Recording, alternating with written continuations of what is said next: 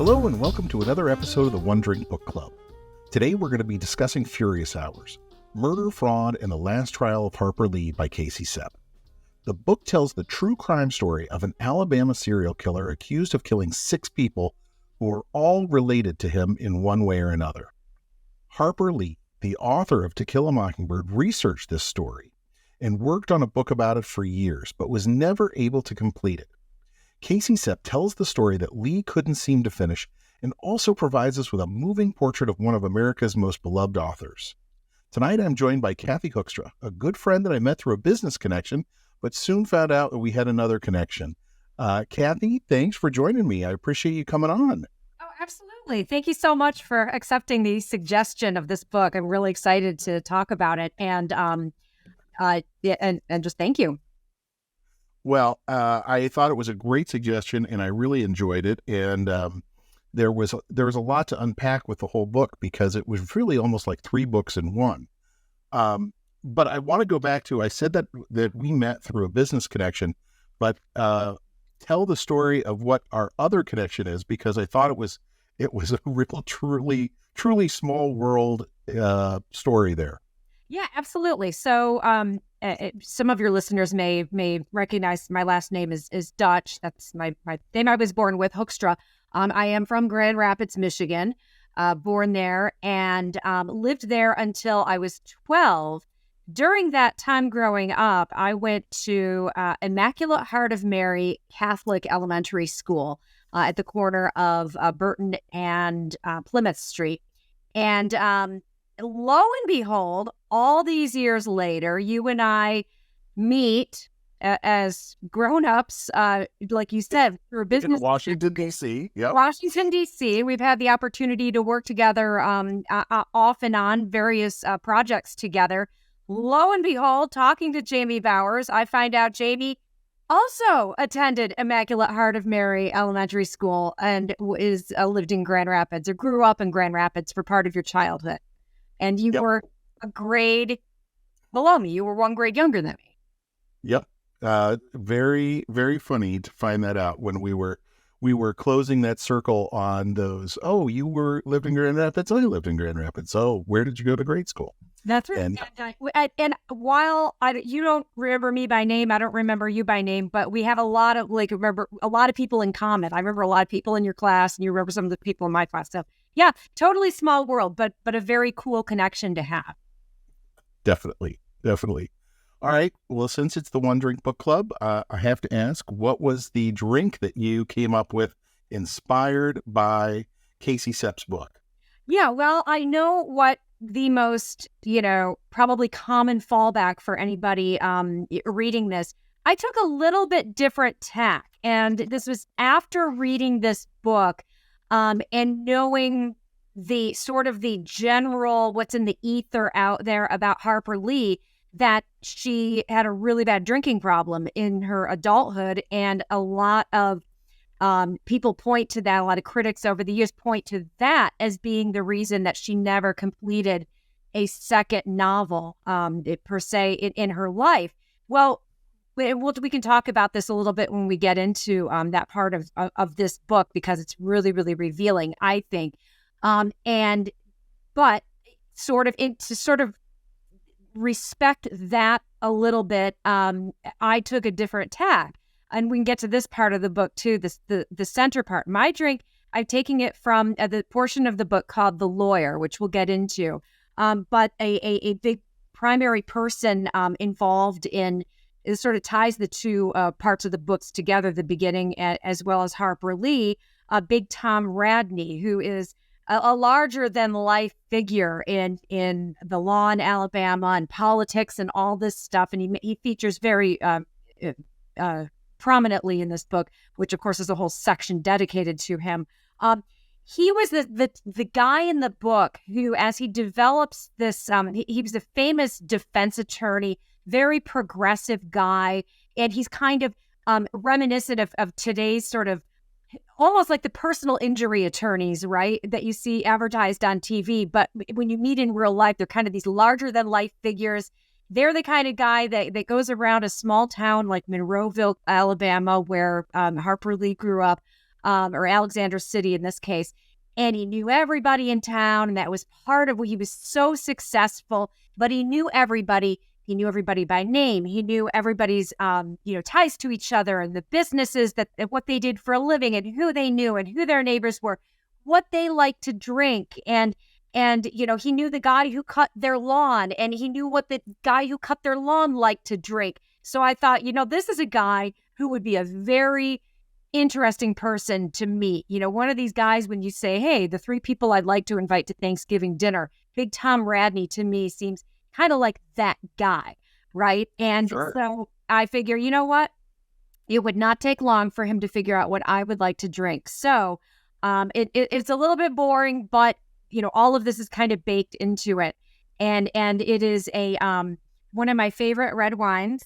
It is a Paradox. It's a lesser sort of popular version or lesser prominent version of the whole family of wines, the Duckhorn Decoy that you see in the supermarket a lot. Oh, sure. This is it's Paradox. It's part of the same family, but it's sort of this more of a one-off winery in Sonoma. And I've had the chance to go there and had one of the most pleasant experiences of my entire life at a wine tasting there. And this is the proprietary red blend, which is one of the only ones I can find anywhere in Michigan.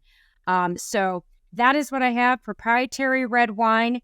And I've let it air out just a little bit. It's got beautiful legs, and I've just been waiting for an occasion to open this bottle. So I'm really excited. And I think the Big Tom, it's not the heavy liquor or anything like that. You know me, Jamie. I'm not one for a lot of the liquor type drinks. So I said, I'm like, I think Big Tom would probably buy me my own bottle if we sat down and broke right together. There you go. There you go. Well, that's excellent. I had to think about it a little bit. I did a little research on Truman Capote, on what he liked to drink. Apparently he was a big fan of the Screwdriver, his orange drink he referred to it as. So but I decided to go with, and I thought I was being very creative, and I did Tequila Mockingbird, which is really just a spicy margarita. And then I found out that other people had come up with the same joke or the same cocktail idea. So in fairness to them, I cannot say that I was the first person to come up with this idea. But yeah, there are recipes. I kept coming across those, and I'm like, oh, that would be like I said, that's kind of the common tact, and it's absolutely legit though. I mean, it's a perfect play on the Tequila Mockingbird. So. Well, cheers to you. And I also, my favorite margarita is a spicy margarita. And so we always have a squeeze jar of spicy simple syrup. That is, you take jalapenos, you kind of boil them in the simple syrup and then strain it. So that's what gives it a little bit of its kick. So, interestingly, as I mentioned, this was, the book has like 3 parts. Well, part 1 is about the story of Reverend Willie Maxwell, who was a voodoo priest, or could have been a voodoo priest, but he was a reverend, who basically killed a number of his relatives. He killed his first wife, his second wife, the brother, his nephew, his neighbor, and finally his third wife's adopted daughter. And so this went on, and he basically put out life insurance on every one of his victims, some of them unbeknownst to them, his brother and his nephew, and then collected it. His first wife, he had over a dozen life insurance policies on her, and then Big Tom Radney, the lawyer, his lawyer, got him off on his first wife's murder. He got him off the hook for that, and then went on to help him collect these life insurance policies for him. Because obviously the life insurance policy folks smelled a rat here when he would take out a life insurance policy on somebody and then weeks or months later would try to collect because the person was dead. under dubious circumstances. And so, clearly all of these were alleged because he was never convicted of anything. But at the end of the day, at the funeral for his third wife's daughter's funeral, that girl's uncle turned around. He was in the pew in front of Reverend Maxwell and shot Willie Maxwell 3 times in the face, killing him, basically saying, "Hey, this is payback for all of these people you've killed. It's time you went down." And so it was a really interesting story, really interesting true crime story, and that was really part 1 of the book. The second part of the book is all about Tom Radney, and then the third part is really like a biography of Harper Lee. Which one of those was your favorite? Which parts did you like of each of those? Well, I liked them all, of course. I think I really appreciated the third book, the Harper Lee part, because I don't know about you, but I read To Kill a Mockingbird my freshman year of high school. And, we didn't have the internet. We didn't have the information at hand like that. So the most I knew really about Harper Lee, except for when she passed away, reading a little bit about her then, was your very rudimentary, English Lit 101 body of knowledge. And so in my mind, I had this picture of Harper Lee as, sort of a one-hit wonder and just floundered around with her, fame from To Kill a Mockingbird and just unable to write her next novel. And a huge drinking problem. In my head, I thought, oh, that was, like a lot of other people, that was primary reason. And sure, this author, she takes everything a step further, I think, in each part of the book. She really takes her time and to flesh a lot of these things out. And when it gets to the telling us the story of Harper Lee's life, you get to, I just feel like I know Harper Lee better as a result. And even more so as I'm reading about her and kind of her struggles with her struggles with writing happened long before she wrote To Kill a Mockingbird, right? She to her, it was sort of a burdensome exercise, and a lot of it I can relate to, right? I write for a living myself, and there are times when I will, we can flesh some of this stuff out too, because it's fascinating with the tension with Truman Capote, good friendship, professional tension as that develops throughout the years. But I feel like, oh gosh, I could see me doing that. I could see me being this person who collects years and years and years of research and never does anything with it. Writer's block, imposter syndrome. I feel like I can relate to a lot of these things and see it all, when I'm reading about how, she's Harper Lee was quoted as saying, I'm more of a rewriter than I am a writer. And I'm like, oh my God, all of these things were like, yeah, that sounds like me. I feel like that a lot. And, I just feel like I can identify with a lot of what she was going through. And getting a little further on, we talked about, her big reputation for drinking, and the author of this book, she treated it so well.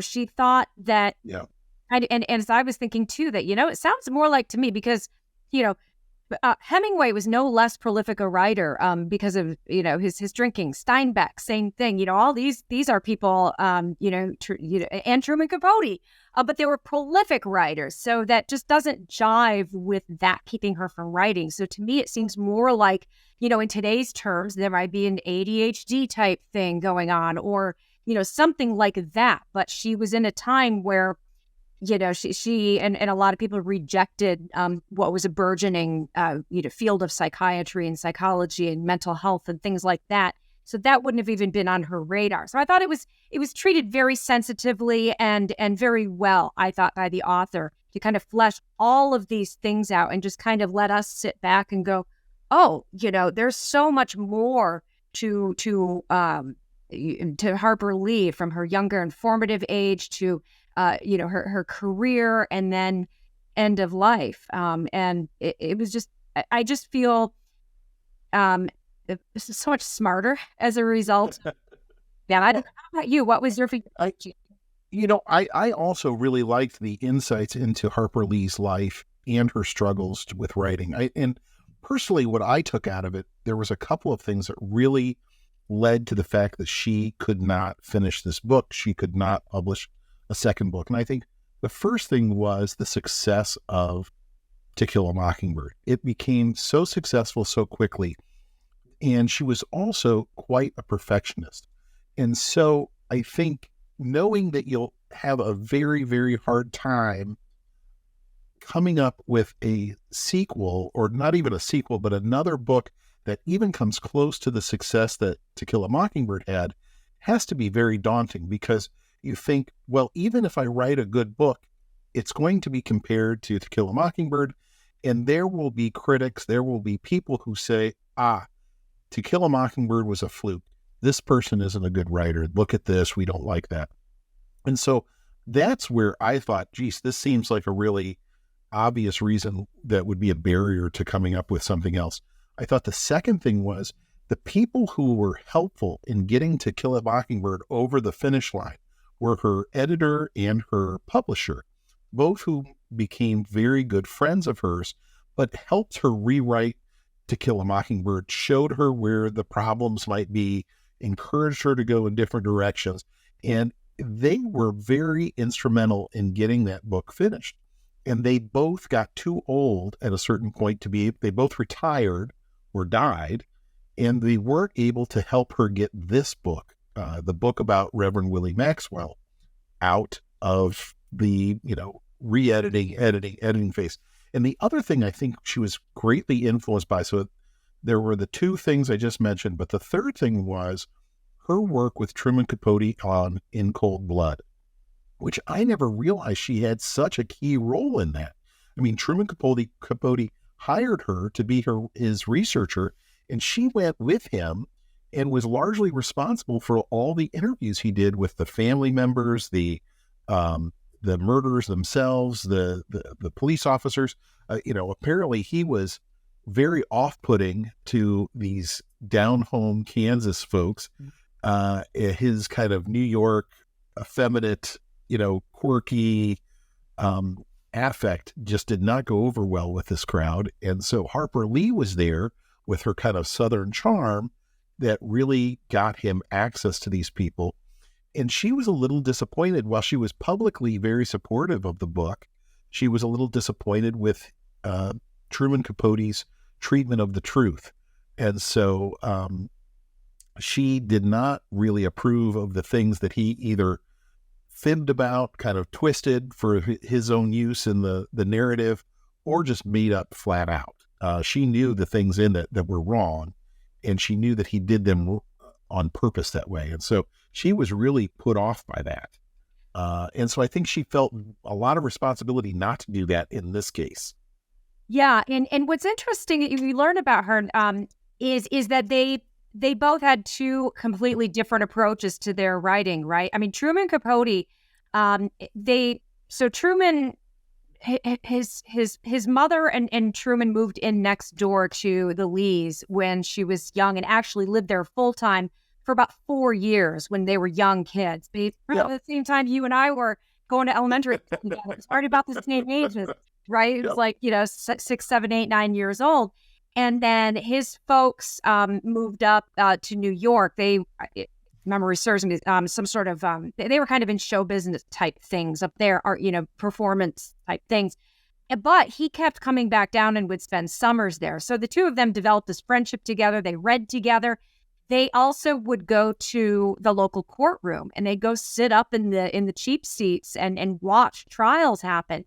And then as soon as high school was done, Truman Capote said, I'm not going to college. He just went straight to New York and just went off and started writing and traveling and doing all this stuff. And as you said, he was very flamboyant and city and cosmopolitan, and, went to Morocco and Paris and all these places. Whereas Harper Lee went the route that, her folks expected her dad, especially.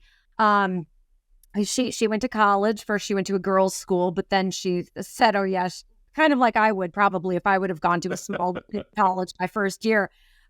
She said, I'm not that this isn't for me. So then she went to the University of Alabama, which also I think is interesting and timely because as we're recording this, Michigan plays Alabama coming up on New Year's Day. So anyway, I feel that connection too. She's Roll Tide. And then she went into law school. Her dad, was an attorney, but her sister actually became a practicing attorney, and she was going to follow suit. She dropped out just shy of getting her law degree, and because she was starting to see Truman Capote having all this success in writing, and she said, "Oh, gee, maybe what? I've learned all this stuff." But, and she also grew up, her dad owned a newspaper. So she grew up writing stuff for her dad. So she goes and she moves to New York, and she's got to work. She's very, she had to work her way and was only able to write during her spare time. And she, she scrimped and pinched to make ends meet. But going back to the writing style, she admits she had never taken a class in creative writing. She came from a journalist/legal, writing background. Whereas Truman Capote was, off, writing, doing imaginative stories. And so, yeah. And then, so I can totally see, I totally get why she looked at the final product and said, wait, just a second. Because she spent, I can't remember, like a year or some. It was a year of research. Yeah. And as you said, she went around and she was largely responsible for getting these interviews with people. Because can you imagine, here's Harper Lee and then Truman Capote marching into a small town in Kansas where, he's extravagant and flamboyant and kind of standoffish. He's big city, and she comes in and instantly made people feel at home.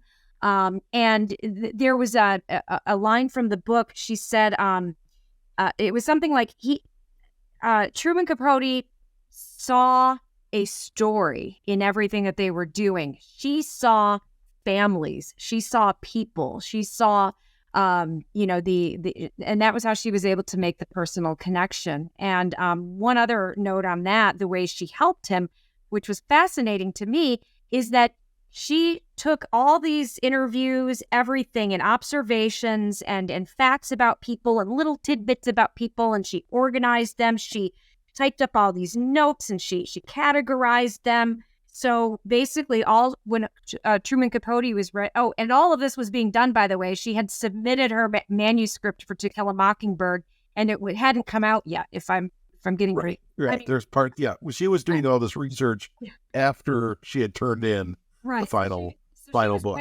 That hadn't quite come out and become what it was at the moment. It was just about ready to take off.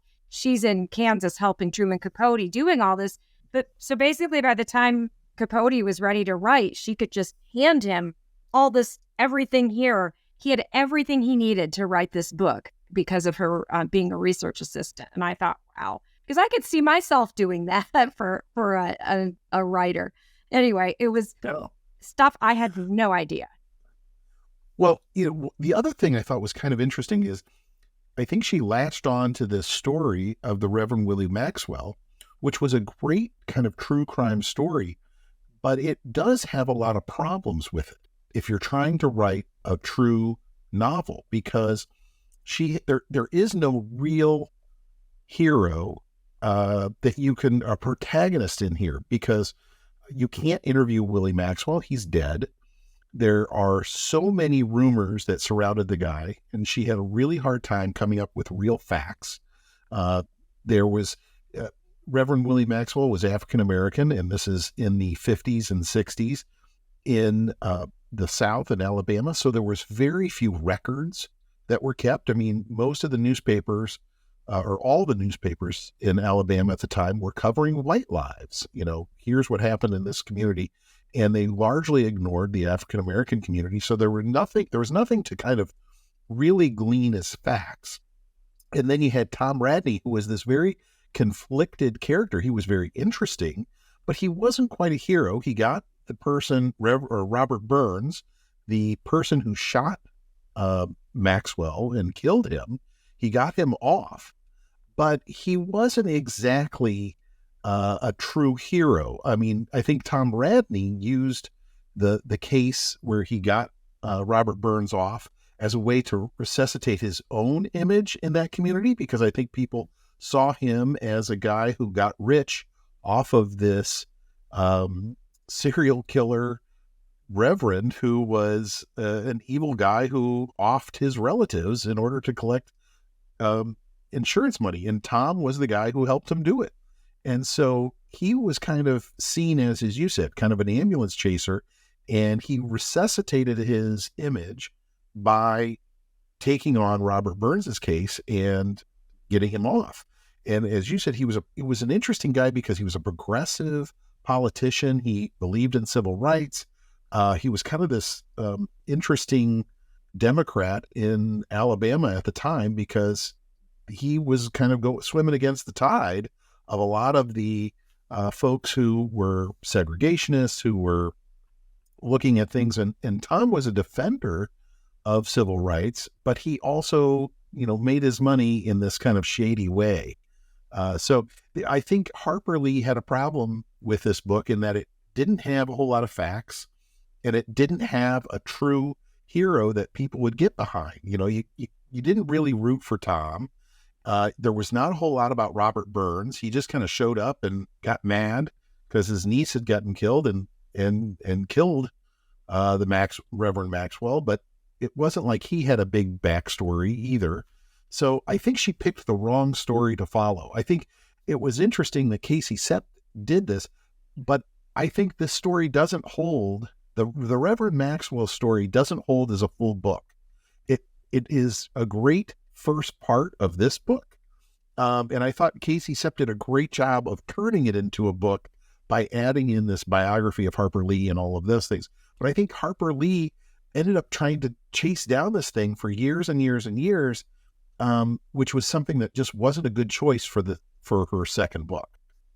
Yeah, that's a really good point. And I think, I wonder if that were, if the Reverend story were to be done today, because I think you bring up a really good point about there not being a cut and dry protagonist.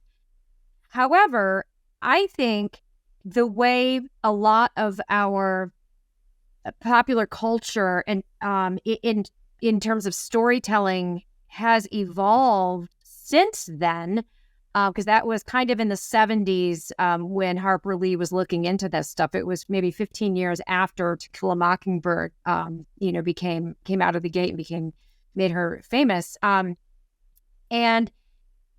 still, that was back, to me, like back then, everything had a clear-cut protagonist, right? And an antagonist. You had a hero, you had villains, and we still have that kind of thing. But to me, when I watch the treatment of stories these days, whether it's in television miniseries, whether it's in a movie, whether it's even in a lot of books, those lines are a lot fuzzier now. It's like they're a lot more fluid. And I've had discussions with people talking about this sort of evolution. And some people I know lament the fact that the protagonists aren't as clear cut. The good versus evil isn't as clear. But to me, I think, well, no, I actually kind of like that, because I feel like that's more realistic. That's life. And there's so much gray. Everything isn't black and white. There's so much gray.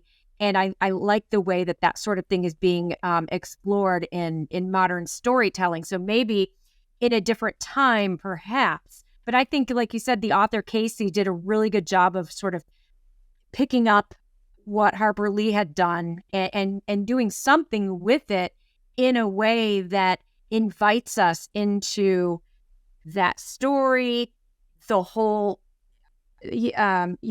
evolution of a lot of things that were explored, even in just the limited fact base that we had.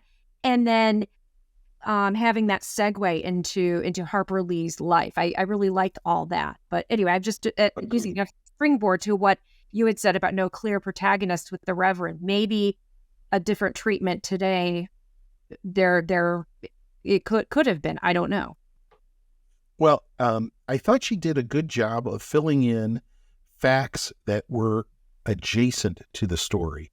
So, and what I mean by that is she went into, for example, the history of life insurance and how it evolved in this country and how it was treated at the time. And as I mentioned, you could at that point put life insurance on anybody you wanted to. And so there was all these kind of crazy schemes going on, and it wasn't a regulated industry. So she gives a lot of that background, which is factual, it's interesting, and it is applicable to the story. But I don't know that Harper Lee would have gone into that, for example. She does the same thing with voodoo, because many people thought that Willie Maxwell was a voodoo priest. And so there wasn't a lot of facts over whether Willie Maxwell was or wasn't. But Casey goes into a lot of details about the history of voodoo and how it was treated in the South and what it was and what it wasn't, all of which was interesting. It kind of I don't know if you've ever read The Great Train Robbery by Michael Crichton. And it's a great true story, and it's a true crime story. But it's not quite enough, because all of his history with that comes from the trial, and he has the transcripts of the trial. And so what Michael Crichton does in that book is he fills in lots of details and facts about the Victorian age, when it took place, what were the habits that happened, and what were the environment that all of this happened in, which made it a very interesting story. But it was his way of kind of lengthening it into a real book. And I think Casey Sepp did some of that same thing. And maybe Harper Lee just never was able to figure out where she could plug her facts in, or some facts in. Yeah, that's really, I was going to bring that up as well. And I mean, even just starting right out of the gate, the first portion of the book, which is about the Reverend, Casey, the author of this book, goes back. She starts out by talking about the history of Lake Martin and how it was the power company and even going back further into the evolution of energy companies, and filling in lakes, damming up lakes for hydroelectric power and all of that. And that was how this Lake Martin formed, and that that's displaced these people or whatever. But it was just, to me, fascinating. It got into property rights and eminent domain, buying up property. Things I know you like, yeah.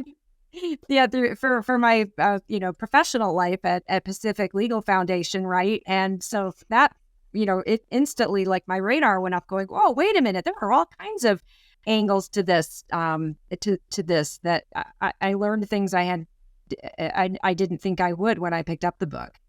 Yeah, well, I think that was a great device to add real detail, add real perspective to the story, and especially when there's a limited number of facts that you can draw on. I mean, these people died. Like I said, it was allegedly Willie Maxwell. If I had $100 to bet or $1,000 to bet, I'd say he was responsible for all of them. Yeah, but one of the things, Jamie, probably for people who are listening who might be a little bit confused, is the fact pattern. And again, not really being a spoiler, because it's all baked in there and you can read it. Is that each person that the Reverend is alleged to or suspected to have killed, he had bought, unbeknownst to them, a ton of life insurance policies on each person, sometimes within a very short matter of time before their deaths, even days. I think his first wife, who was the first alleged victim, it was with it just a week or two before, and he had, I can't remember how many, something like 10, 15 life insurance policies through all these different companies. And he spent, like you said, Big Tom Radney spent most of that time fighting with the insurance companies to get the life insurance paid out because he would get half of it. So there's a lot baked in there. Oh yeah, it was clearly you would not be able to get away with this today because you could not go out and buy life insurance on strangers essentially, or people that without their knowledge, and then you couldn't do things like buy 15 different policies from 15 different companies and then try to collect weeks after you've purchased them. I mean, in some cases, he may not have even made his first payment, and he had the ability to collect. And that's where he needed Tom Radney's help, because there were several of these insurance companies who said, no, clearly there's foul play here. This looks like a murder. But Radney showed that he was a good lawyer and was able to collect on almost all of these. And really, Willie Maxwell was a pretty good criminal, because even along with the local police, there was not a lot of criticism of the local police in this Alabama town, because they really did try to convict him. They weren't, they weren't negligent in it. It's just that they didn't have DNA at the time. He was pretty good at not leaving a lot of evidence in these cases, but they all were similar. They all, oftentimes there was a car found by the side of the road. The person is beaten to death or killed inside, and he has some sort of flimsy alibi. Sometimes with, in the case of his first wife, his big alibi ended up being the person who turned out to be his second wife. Right. Yeah. And I would be remiss not to mention that her name was Dorcas, which was a surprising name to me. I guess that is a Southern name, but what a sad, aside from being murdered, she also had to live her life with the name Dorcas, which is sad. That was when you read, you say names and words in your head, and yeah, you're just kind of like that's odd, but who knows? I haven't looked at the genealogy records of Alexander City, Alabama, to know if that was common or family name or what. Exactly. Well, I want to thank you, Kathy. Again, I thought this was a great suggestion. I would highly recommend it to anybody who is interested in Harper Lee and enjoyed To Kill a Mockingbird, and also likes true crime, because the story here about the Reverend Willie Maxwell is interesting, and it is one of those cases where you can't believe somebody got away with it for as long as they did. Yeah, it brings you back to the movie. What was that? Primal Fear with Richard Gere. Gere, where he's doing his job as an attorney. I mean, he's doing what he was hired to do. And Big Tom Radney, exactly. So, well, it was a pleasure to talk about it and a pleasure to read. So thank you again. And I'm really not even going to criticize I told you not to put a bunch of Michigan stuff up in the background of your screen, but you still did it. So you know what? That's my backdrop. That's there. That's right. Yes, I understand. For those of you who don't know, Kathy is an obnoxious Michigan fan. So. Oh, I completely own it. Absolutely. Go Blue. Awesome. But anyway, thank you so much, Steve. This has been a blast. I really appreciate it. All right. Well, have a good one. You too. For those of you who just listen, please subscribe on Apple Podcasts or wherever you get your podcasts, or visit onedrinkbookclub.com to get the recipe for the Tequila Mockingbird and other drinks that we've done on previous shows. Thanks so much. Bye-bye.